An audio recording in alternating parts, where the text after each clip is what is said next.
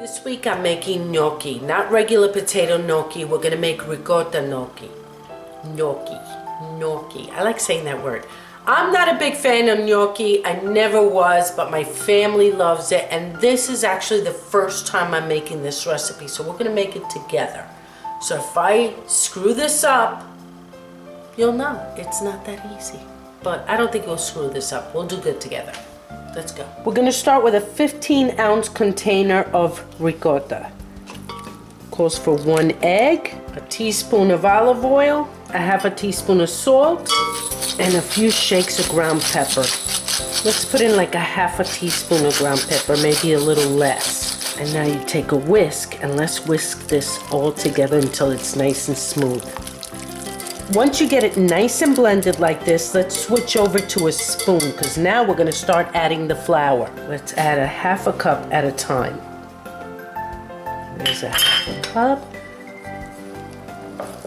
We're supposed to add 2 cups of flour all together, but I'm just going to add flour until it becomes the dough that I want. Let's add another half a cup before we turn it out into the counter. Yeah, that's coming together nicely. Look at that, it's forming a ball. Now let's put it on the counter.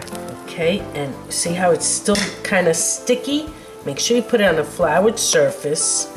It's still kind of sticky, so we're gonna add another half a cup of flour until it stops being sticky.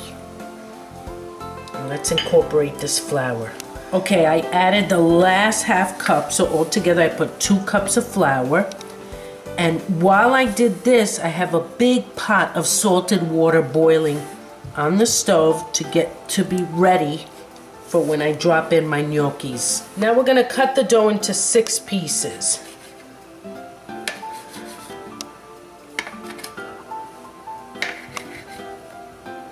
By the way, if you don't have a pastry cutter, get one.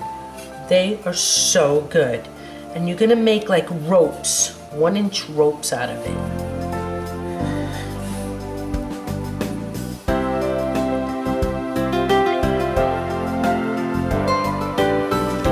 Okay, now you're gonna cut like 1-inch pieces. So, and then you're supposed to take a fork and do that. I don't know if I'm doing this right. I'm hoping I am, but I know you're supposed to take a fork and make dents in it. There you have it. Let's make the next batch. Let me put some more flour here so they don't get stuck. Okay, now you're gonna drop them in boiling water. Eee!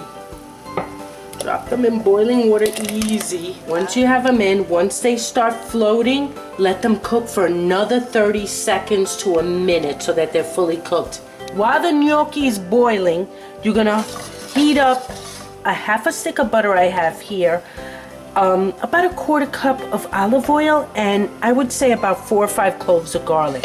And I'm gonna heat this up because once I drain the gnocchi, I'm gonna toss them in this. Okay, they're floating. Now I'm gonna let them cook like another 30 seconds to a minute more. I'm gonna take them out with a Chinese strainer. You can use your regular colander to take them out.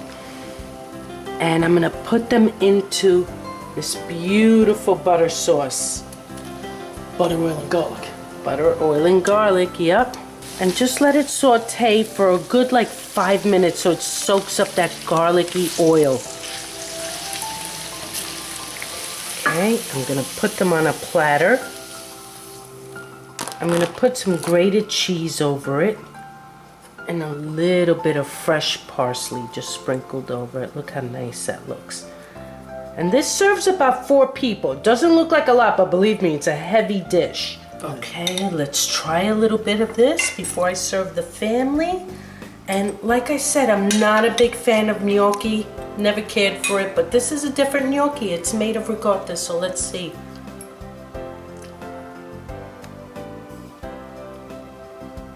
It's good. It's good. I like this one better. And you don't have to make it with the butter sauce. You can make it with a marinade. With a marinade. Your favorite marinara sauce.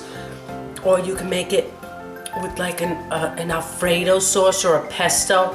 Although the Alfredo might hit you like a brick in your stomach because that's a heavy sauce to have with this. The pesto might be nice though.